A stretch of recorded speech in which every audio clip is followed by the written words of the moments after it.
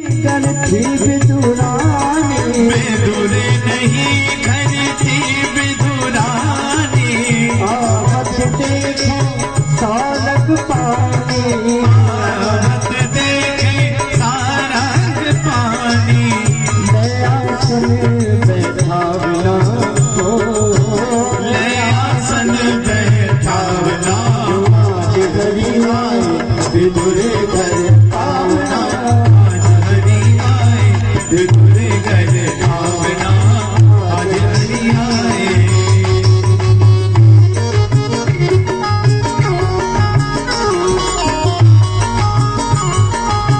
बड़े प्रेम से श्री राधे।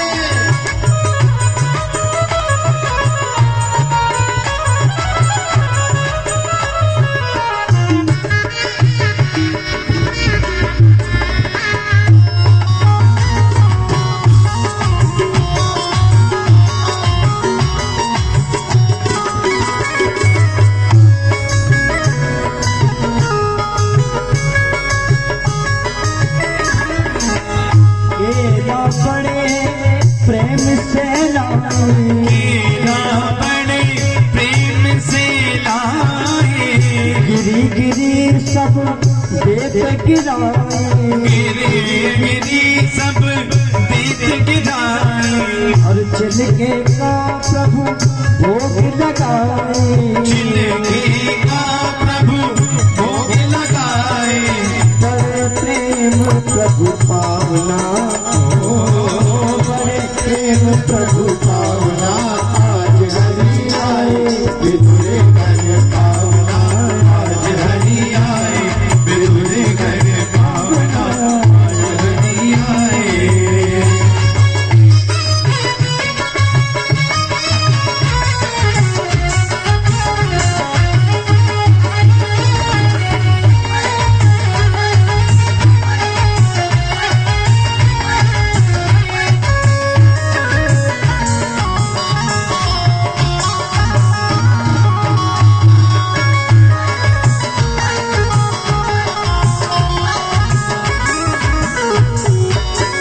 इतने माही विदुर जी आए इतने माही विदुर जी आए और विदुरानी पर बहुत गिराए विदुरानी पर बहुत रिसाए घर की लाज गवाना घर की लाज गवाना आज हरि आए विदुर घर पावना आज हरि आए विदुर घर भावना आज हरि आए सुनो विदुर हम प्रेम के भूख सुनो विदुर हमें प्रेम के भूखे सुनो विदुर हम प्रेम के भूखे सुनो विदुर हमें प्रेम के भूखे प्रेम बिना सब व्यंजन रूठे प्रेम बिना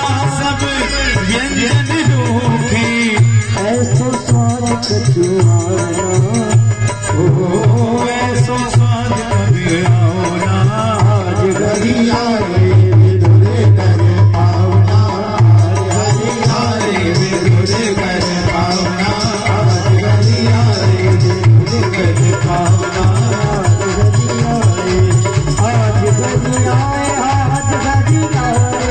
आज हरि आए हाँ आज हरि आए आज हरि आए आज हरि आए आज हरि आए आज हरि आए विदुर घर पावना आज हरि आए विदुर घर भावना आज हरि आए विदुर घर पावना केसरिया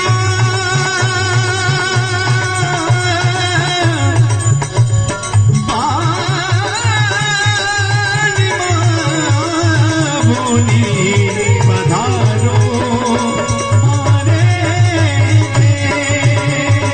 देश जी पधारो हमारे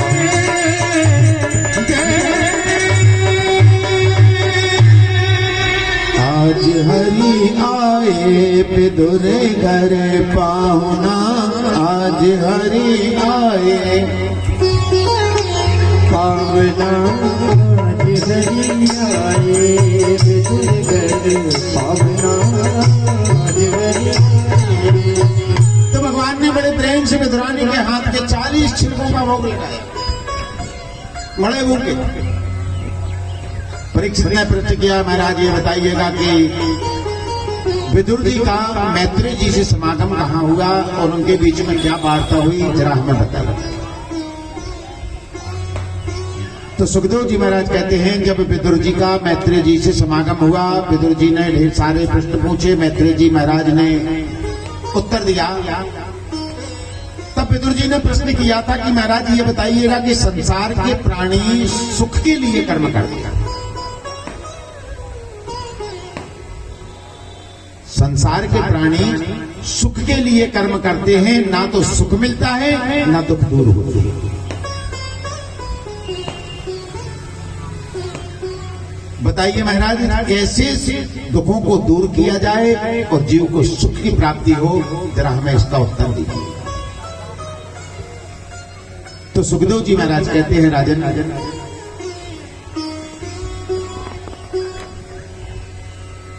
जब भगवान के मन में एकोहम बहुश्यामा की बात आई,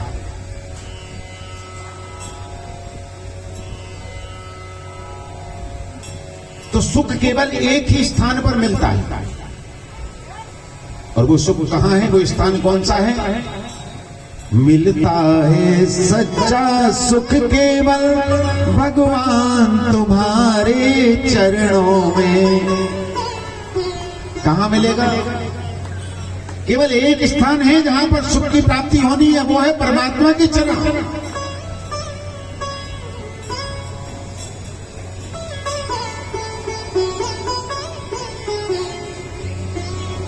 लेकिन जीव चरणों का आश्रय नहीं ले पाएगा।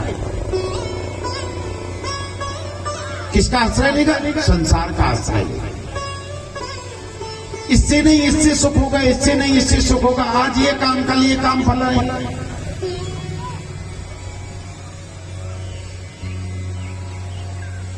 जब जब जीव सुखी रहता है, जब जब जीव के पास में सारी अवस्थाएं रहती हैं, तब उसको परमात्मा की याद नहीं आती। उसको याद किसकी आती है? उसको याद आती है धन, वैभव, यश, कीर्ति, अपना सम्मान, बस इसके अलावा और कुछ नहीं दिखाई देता। लेकिन जरा सा भी दुखी होता है, फिर उसको याद आती है किसकी? परमात्मा की, सदगुरु। फिर पहुंचेगा गुरु जी के पास में, गुरु जी को बड़े परेशान है, जरा देखो, जरा शनि चल रहा है, शुक्र चल रहा है, गुरु कौन सा चल रहा है? फिर गुरु जी बताएंगे, भैया तुम्हारे ऐसे ऐसे ग्रह चल रहे हैं और ऐसा ऐसा तुम्हारा खराब समय चल रहा है, गुरु जी उपाय बताओ। गुरु जी ने कहा फलानी फलानी पूजा करा लो, ढका नहीं, ऐसा करना पड़ेगा, ऐसा करना पड़ेगा। बोले गुरु जी अब तो कुछ है ही नहीं, अब कहां से पूजन हो रहे? तो गुरु जी यही बात नहीं कह पाते कि जब बेटा तुम्हारे पास में सब कुछ भरा पड़ा था, उस समय हमने कहा था कि ऐसा कराओ, तब तुम्हें लग रहा था कि नहीं। गुरु जी तो अपना स्वार्थ देख रहे कि गुरु जी को कुछ मिल जाएगा, और अगर उस समय कर लिया होता तो आज ये स्थिति नहीं बनती। क्योंकि सुख में सुमरन सब करें और दुख में करे न कोई, और जो दुख में सुमरन करे।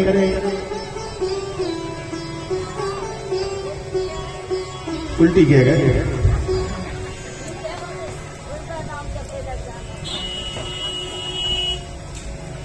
दुख में सुमरन सब करें और सुख में करे न कोई, और जो सुख में सुमरन करे तो दुख काहे को होए। मतलब काम भले ही कुछ कर रहा है, काम भले ही कुछ कर रहा है, लेकिन मन कथा में है। सबसे बड़ी उपलब्धि यही है कि मन कथा में है कि अगर देखो कथा का प्रभाव, देखो यहाँ कितना प्रभावशील ये कथा हो चुकी है कि कथा का एक एक शब्द का ज्ञान होगा कि यहाँ पर ये नहीं, ये बात आनी चाहिए। अब वो बना है, वो केले पे ध्यान है, हाथ अब केला काट रहे हो सकता है हाथ में, लेकिन ध्यान कहाँ है? ध्यान कथा में है। और ये सबसे bड़ी उपलब्धि है कि मन कहीं भी रहे, संसार में परमात्मा के चरणों का चिंतन बना रहे, दुख आ ही नहीं सकता।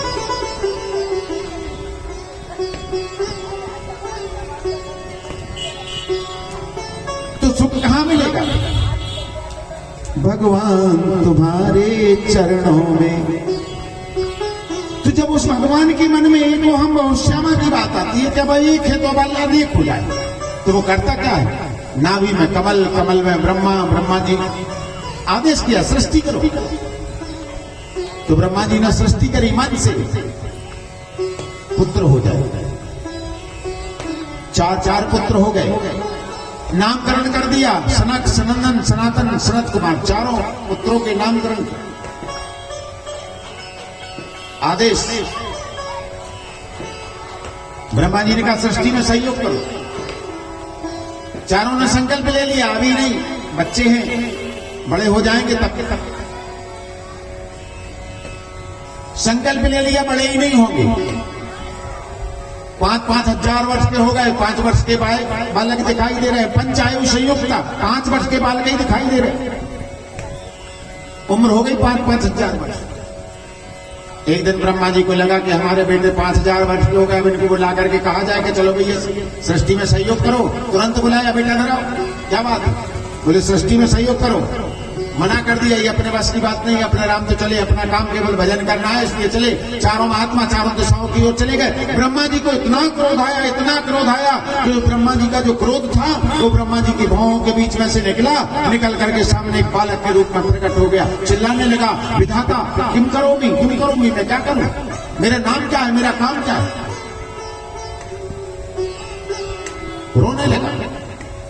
उस बालक को विधाता ब्रह्मा ने देखा कि रो रहा है। विधाता ब्रह्मा ने तुरंत कह दिया, तू रोते रोते प्रकट हुआ है, इसलिए तेरा नाम रुद्र होगा। बोलिए रुद्र भगवान की। मेरा नाम, मेरा काम क्या होगा?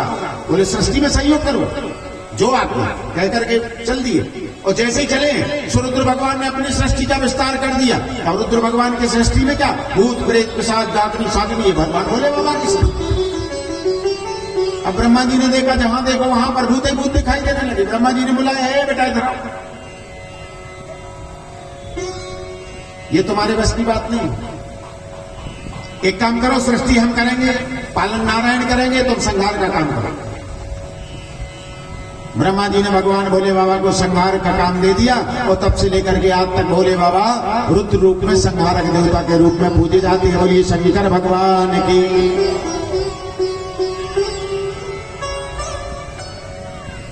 इसके बाद ब्रह्मा जी ने सृष्टि की 10 पुत्रों को उत्पन्न किया है।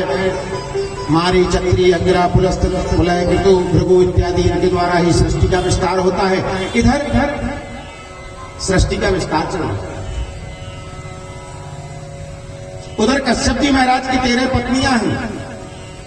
एक का नाम दिति, एक का नाम अदिति। 2 पत्नियों को बहुत स्नेह करते हैं। दिति महारानी से दैत्यों की उत्पत्ति होती है, दिति महारानी से आदित्य देवताओं की उत्पत्ति होती है।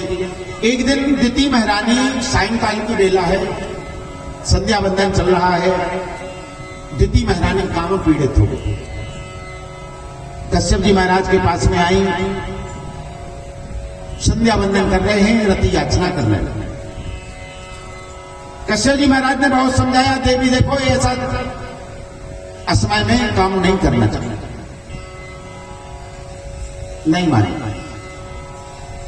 कश्यप जी महाराज को लगा शायद ठाकुर जी की इच्छा होगी। दिति महारानी के मनोरथ को पूर्ण किया, पुनः संध्या बंदन करने के लिए बैठे। अब इधर सृष्टि का विस्तार चल रहा है।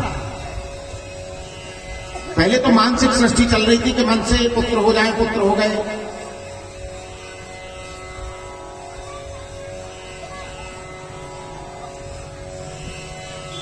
और भगवान का काम है, भगवान को एक ही चीज है, भगवान को भजन प्रिय है। भगवान कहते हैं कि हमारा भजन करो, हर परिस्थिति में भजन करो तुम। और जिसने भजन किया है उसको गोविंद मिले। गोविंद किसको मिले हैं? जिसने भजन किया। और जो भजन से दूर हुआ है, बस गोविंद उससे दूर हो गए। क्योंकि गोविंद के पास में एक ही काम है, नगदी व्यवहार है। उधारी मुधारी बिल्कुल नहीं चलती। उधारी का काम ही नहीं है कि लिख लेना, ये काम ही नहीं होता वहां पर। जो करते रहोगे भजन धीरे धीरे, जो करते रहोगे भजन धीरे धीरे, तो मिल जाएगा वो सजन धीरे धीरे, तो मिल जाएगा वो सजन धीरे धीरे। जो करते रहोगे भजन धीरे धीरे, भजन धीरे धीरे, तो मिल जाएगा वो सजन धीरे धीरे, सजन धीरे धीरे धीरे धीरे धीरे। अब ऐसा नहीं कि भजन करना है ऐसे एक बार में बैठ गया 15 दिन तक हरे राम लगे, नहीं, ट्राई अगेन, धीरे धीरे धीरे धीरे करते रहो, क्योंकि अंत राम कहे आवत नहीं, अंत समय में नहीं आता है। अभी